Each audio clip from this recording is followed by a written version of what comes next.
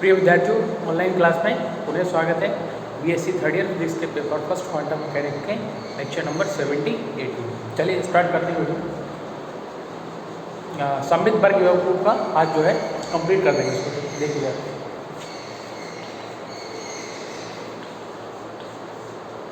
सममित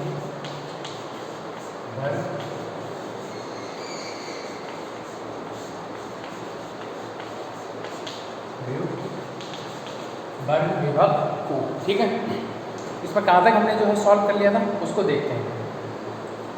ये जो था इसमें दो कंडीशन निकल के आई थी, उसमें से पहली कंडीशन को फॉलो कर रहे थे। कौन सी कंडीशन थी?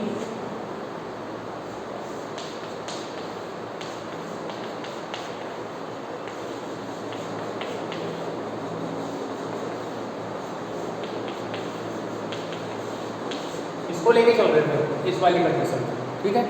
तीनों हमने फंक्शन जो क्षेत्र 1, क्षेत्र 2, क्षेत्र 2 और क्षेत्र 3 के लिए साई 1, साई 2 और साई 3 सभी के मान निकालिए थे। क्या था साई 1 का मान?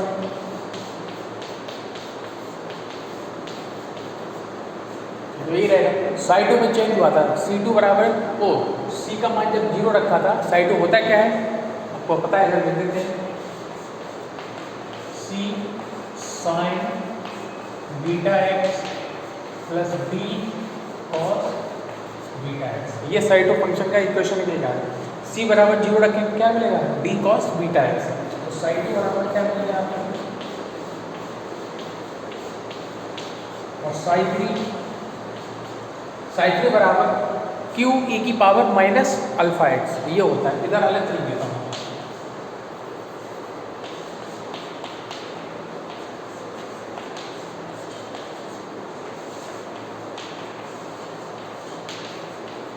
ये होते हैं इक्वेशन हमारे, पहले इनको हमने ज्ञात कर लिया।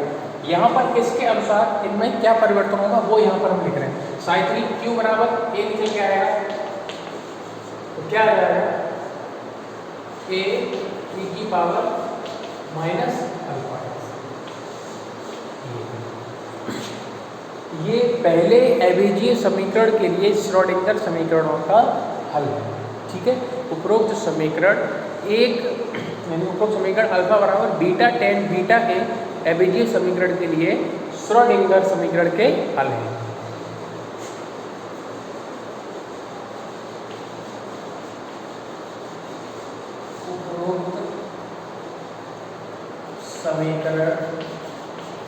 उपरोक्त समीकरण अबेजिय समीकरण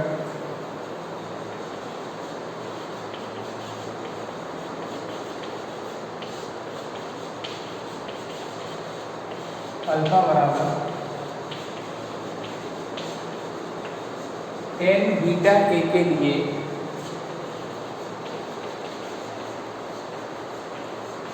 श्रोडिंगर के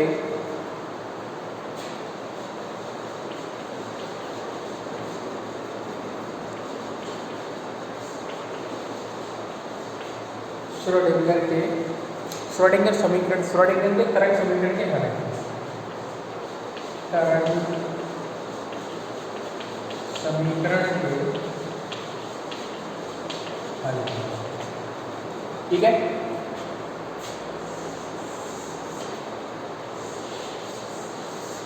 इसके बारे में ये जो है साई 2 जो तरंग फलन है वो क्षेत्र 2 के लिए सममित तरंग फलन कहलाता है या सम तरंग फलन कहलाता है। क्यों? क्योंकि cos बीटा एक्स अगर आप माइनस बीटा एक्स भी करेंगे तो cos माइनस बीटा क्या होता है? Plus cos beta. इसलिए इस क्षेत्र 2 के लिए जो साई 2 तरंग फलन है ये सम तरंग फलन कहलाता है, वो लिखते हैं यहाँ पर। स्पष्ट है कि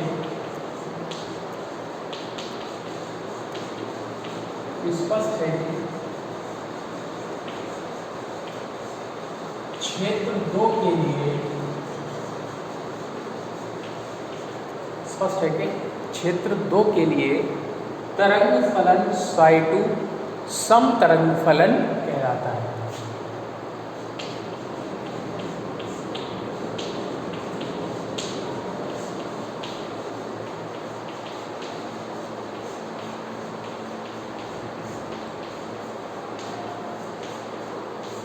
सम तरंग फलन कहलाता है।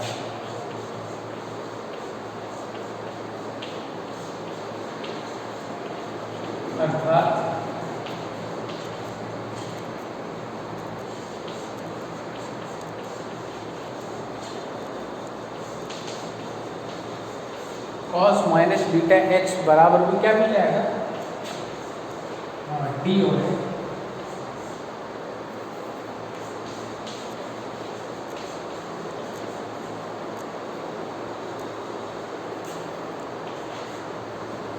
ये हो गया पहले अभिजीय समीकरण के लिए, ठीक है। चलो इसको नोट करो।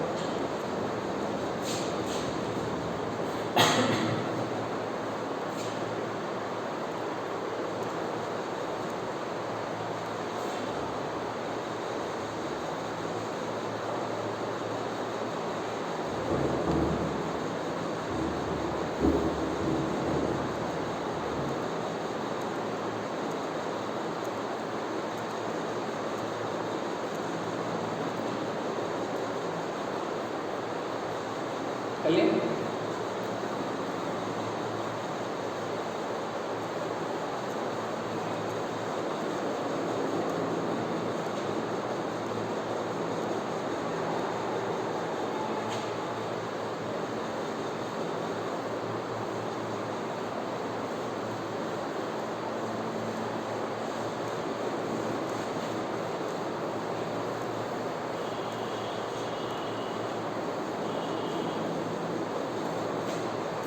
अब दूसरे अभिजीय समीकरण के लिए इसी प्रकार लेकर चलेंगे, ठीक है। इसी प्रकार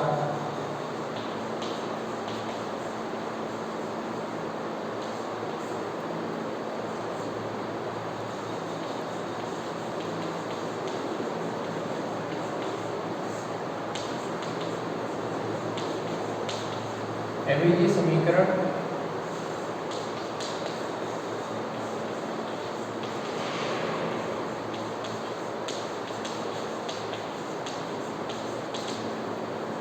ये दूसरा अभिजीय समीकरण है ना, अल्फा बराबर बीटा कॉट बीटा ए के लिए, इसके लिए कौन सी कंडीशन अप्लाई होगी, डी बराबर 0,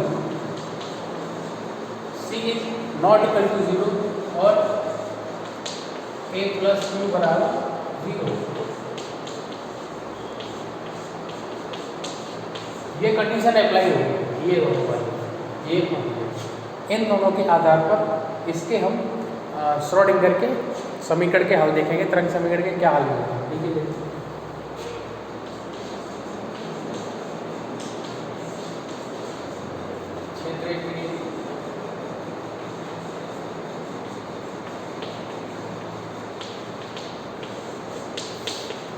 सेम रहेगा, साइन पर कोई प्रभाव नहीं। अच्छा यहाँ से देखो ए प्लस क्यू बराबर 0 है,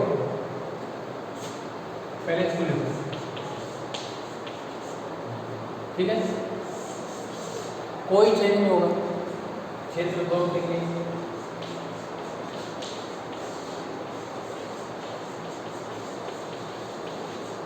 यहाँ चेंज होगा, साइन 2 बराबर क्या होता है, C sine beta x plus D cos beta x.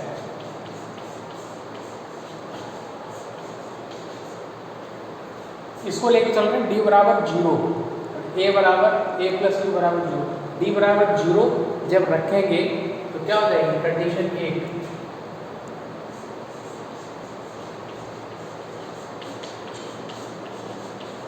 D बराबर 0 रखने पर, डी बराबर 0 रखो, क्या आ जाएगा साइन 2 बराबर सी साइन बीटा, ये और एक ये मिल गया। अब है क्षेत्र 3 के लिए,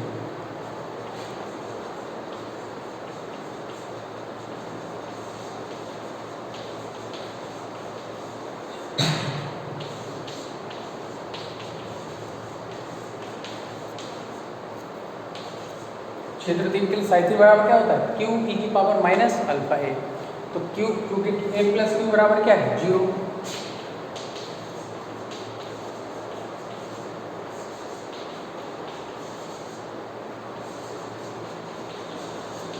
क्यू बराबर क्या है माइनस ए, क्यू बराबर माइनस ए, यहाँ पर रखो, इसको नोट करो।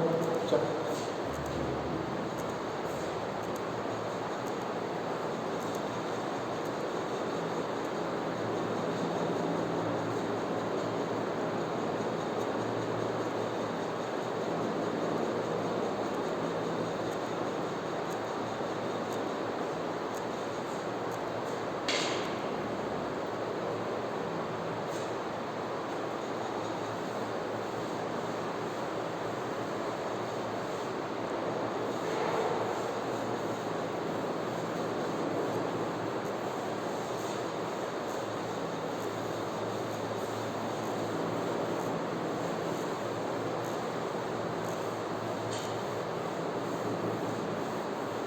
क्या आ जाएगा?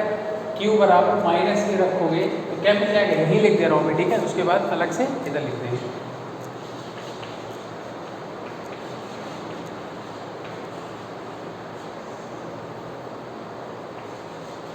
साई 3 बराबर माइनस ए, क्यू की जगह केवल क्या रख दिया? माइनस ए, बाकी ई की power minus alpha x same है, ठीक है, इसको नोट कर लो।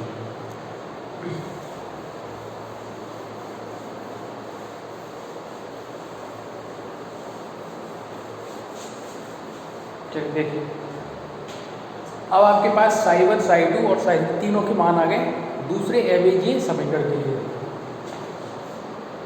अर्थात साई 1 बराबर ए ई की पावर अल्फा एक्स, साई 2 सी साइन बीटा एक्स, साई 3 ये आ गया हमारा, ठीक है। उपरोक्त समीकरण अबीजीय समीकरण अल्फा बराबर माइनस कॉट बीटा ए के लिए श्रोडिंगर समीकरण या श्रोडिंगर के तरंग समीकरण के, ठीक है, इनको लिखना।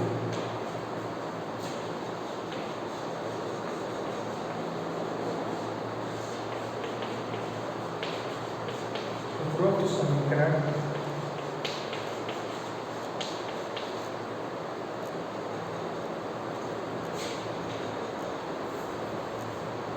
अबीजीय समीकरण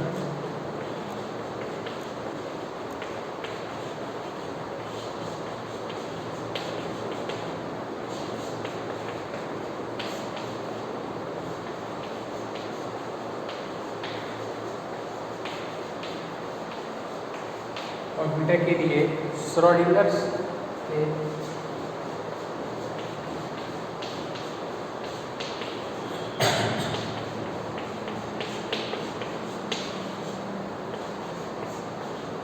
श्रोडिंगर के तरंग समीकरण के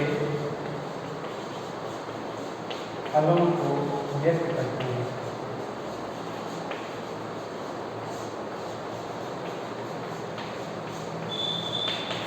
हलों को व्यक्त करते हैं, ये हो गया, इसको नोट करो, फिर आगे देखते हैं क्या होगा।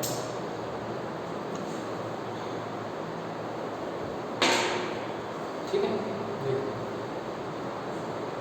हाँ, इसके बारे में क्षेत्र 2 के लिए ये फंक्शन कौन सा कहलाया जाएगा? विषम तरंग फलन कहलाएगा, ये वो लिख देना, इधर लिख देता हूँ, ठीक है।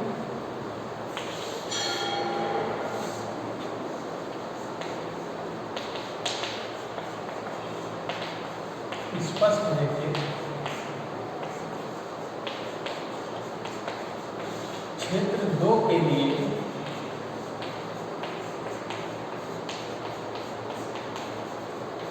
तरंग फलन साई 2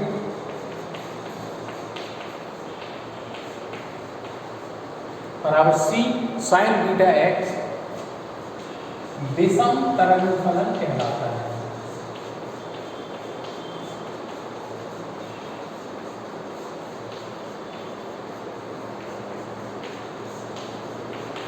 क्यों? इसलिए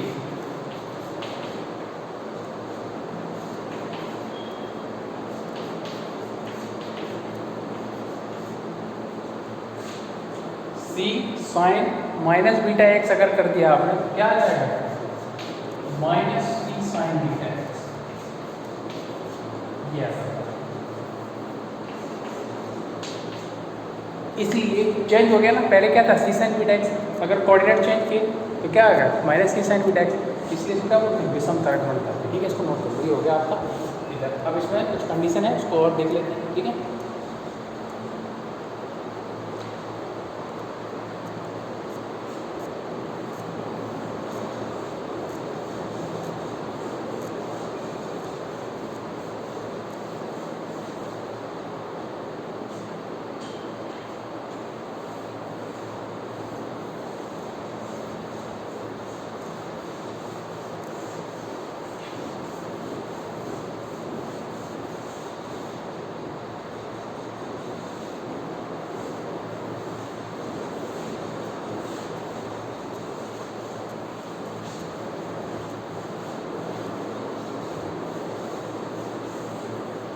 चलिए देखिए,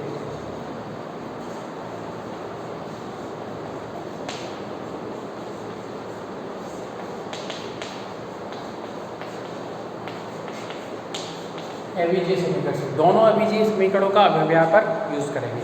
एबीजी समीकरण कौन कौन से हैं?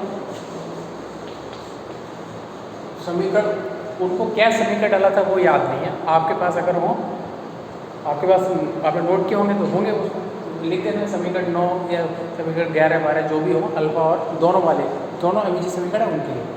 Beta tan beta A alpha बराबर माइनस बीटा कॉस बीटा, ये जो है दोनों, ये और ये।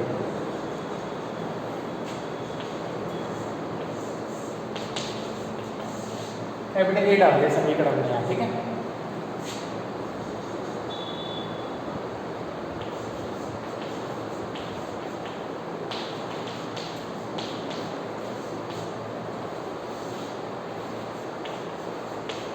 समीकरण ए में स्मॉल ए बेवकूफ था ना, इधर माइनस है उधर ए, उसके वही ए का गुणा करने पर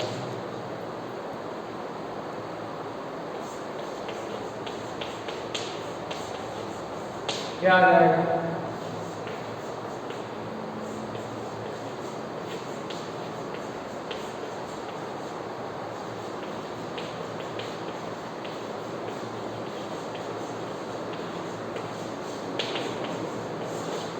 इसको डालें कैपिटल बी। कंसीडर, माना कैपिटल एक्स बराबर अल्फा ए, कैपिटल एक्स बराबर क्या मान लिया? अल्फा ए, और कैपिटल वाई बराबर, कैपिटल वाई बराबर क्या, वाई बराबर क्या मान लिया? Beta A. ये दोनों वैल्यू समीकरण बी में रखने पर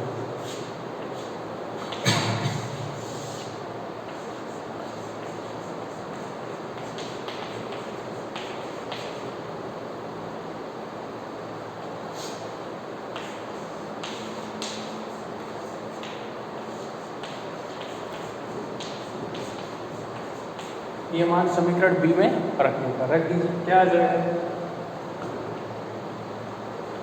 एक्स बराबर वाई टेन बाई बीटा बराबर बाई है,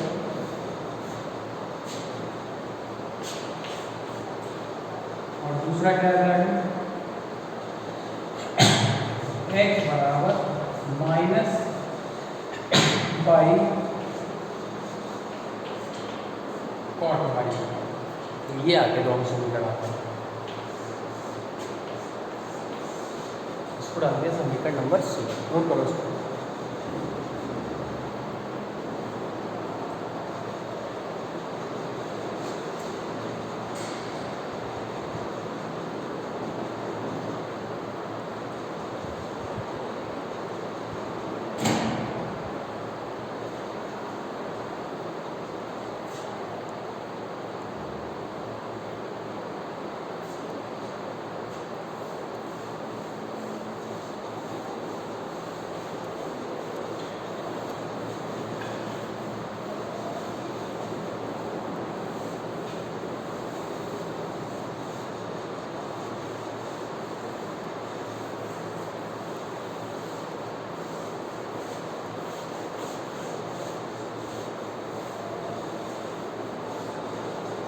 देख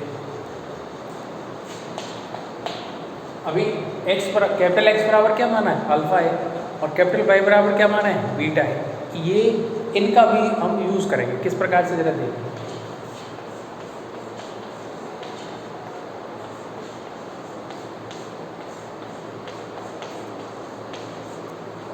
दोनों का वर्ग करके जोड़ देंगे।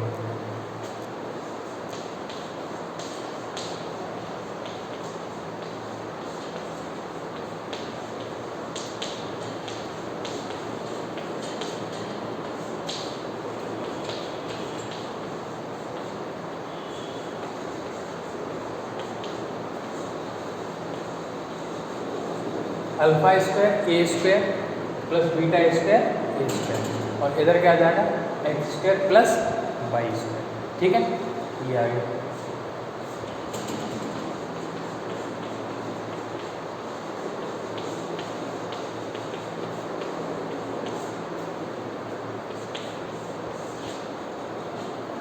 कैपिटल डी इक्वेशन डाल दें। ठीक है, अब याद नहीं ना, इसलिए इसको मैं इसे डाल रहा हूँ। आपको अगर आपके पास नोट्स होगा उसमें से देख के इसको डाल दें। ठीक है, कोई दिक्कत नहीं।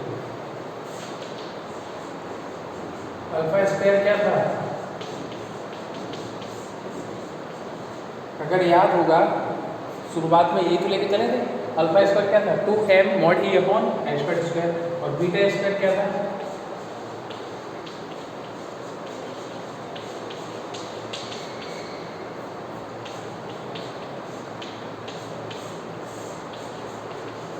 ये वैल्यू थी हमारे पास। ठीक है, इनको अलग लिखते हैं यहाँ।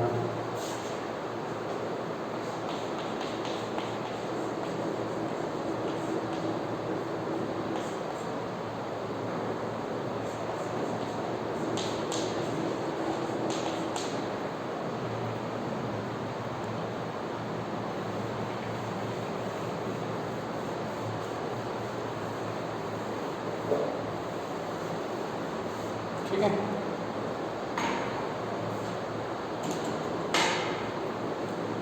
अल्फा स्क्वायर और बीटा स्क्वायर दोनों की वैल्यू, इन दोनों क्या कर देंगे प्लस कर देंगे।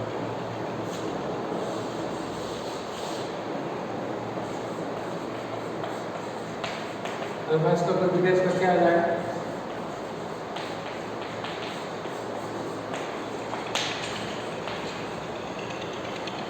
इधर आ जाएगा, नहीं आएगा तो उसको हटा दो,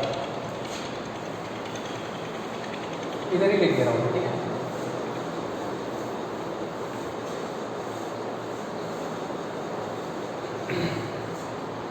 दोनों को प्लस कर दो।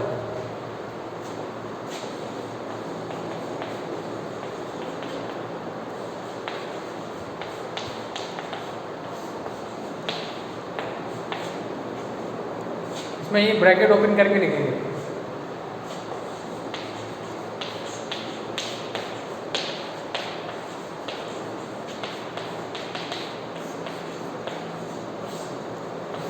इससे ये कैंसिल हो गया, क्या बचा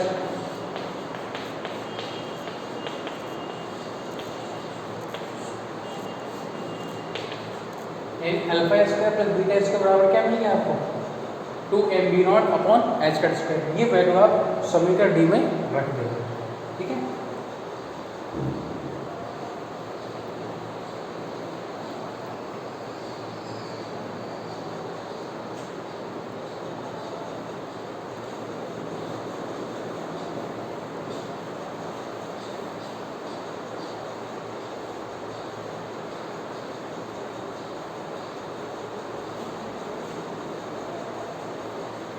चलिए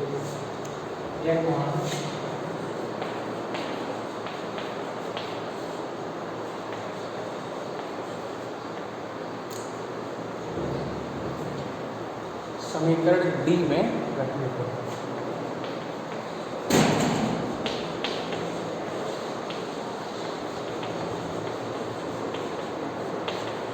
क्या आ जाएगा x square y square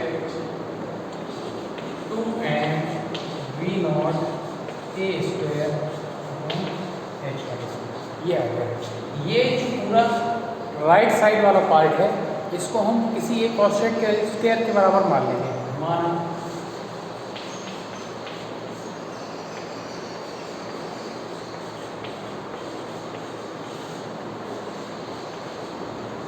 alpha use हो गया, बीटा यूज हो गया, गामा यूज नहीं हो, गामा स्क्वायर बराबर मान लिया,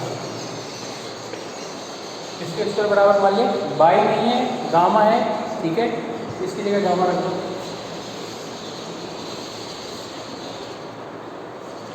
एक्स स्क्वायर वाई स्क्वायर ये गामा स्क्वायर, इसको डाल दिया समीकरण नंबर ई। इसका समीकरण है ये एक वृत्त का समीकरण, इसकी त्रिज्या क्या है गामा है।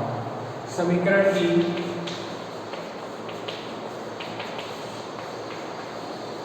एक वृत्त के समीकरण को वृत्त के समीकरण को क्या करता है, प्रदर्शित करता है, जिसकी त्रिज्या क्या है, गामा है।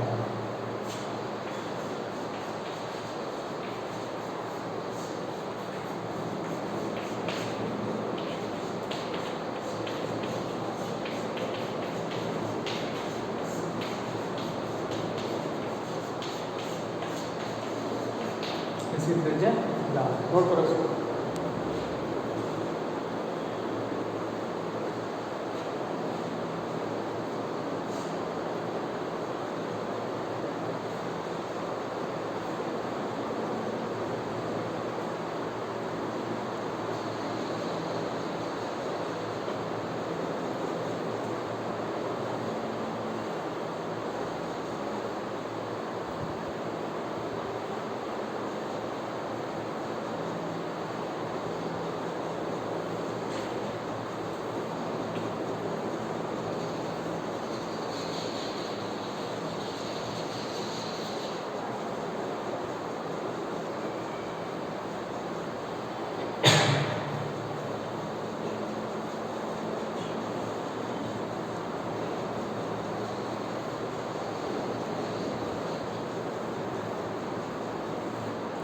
कण के ऊर्जा आइगन मान के लिए इसी में है, ठीक है।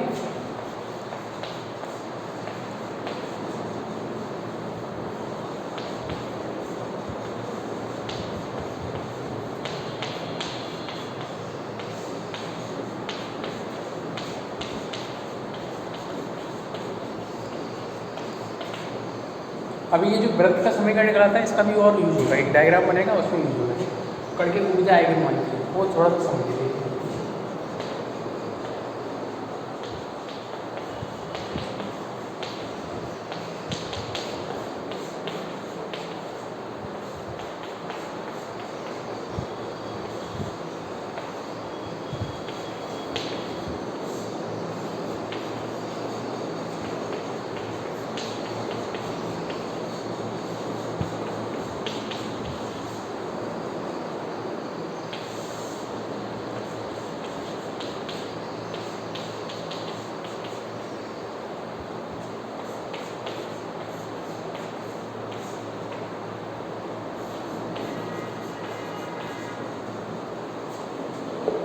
ये आ गया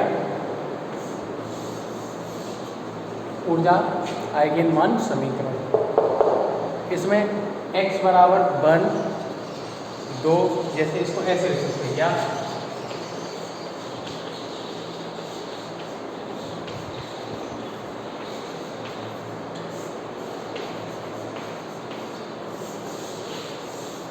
इस प्रकार से इसको लिख सकते हैं। नोट करो इसको।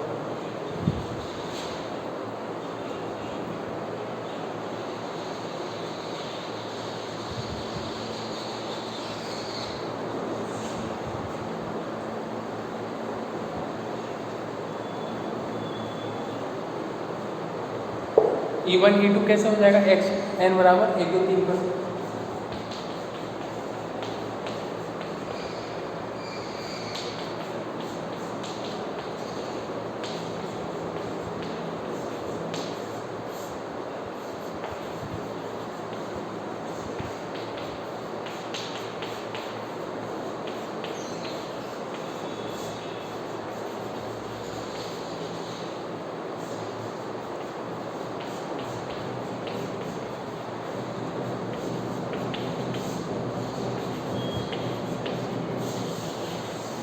ये है x1, ऐसे आप और वैल्यू रखते जाएंगे तो वो आपको मिलते जाएगा। अब बात आती है x1, x2 और x3, ये कौन से पॉइंट होते हैं, x1, x2 और x3 कौन से पॉइंट होंगे, आखिर ये कौन सी वैल्यू होगी, उसके लिए एक ग्राफ बनता है, ठीक है। तो इसको पहले आप जो है नोट कर लो, और केवल इसमें ग्राफ रह गया, केवल डायग्राम ड्रॉ करेंगे। क्या होता है अभी समझा देता हूँ मैं। एक्स अक्ष और वाई अक्ष पे देखो, ये जो वृत्त का सूत्र है x square plus y square बराबर गामा स्क्वायर, इसमें गामा बराबर एक रेडियस 1 के लिए वृत्त बनेगा, 2 के लिए वृत्त, 3 के लिए वृत्त बनेंगे ना। जहाँ गामा क्या है, वृत्त की त्रिज्या है।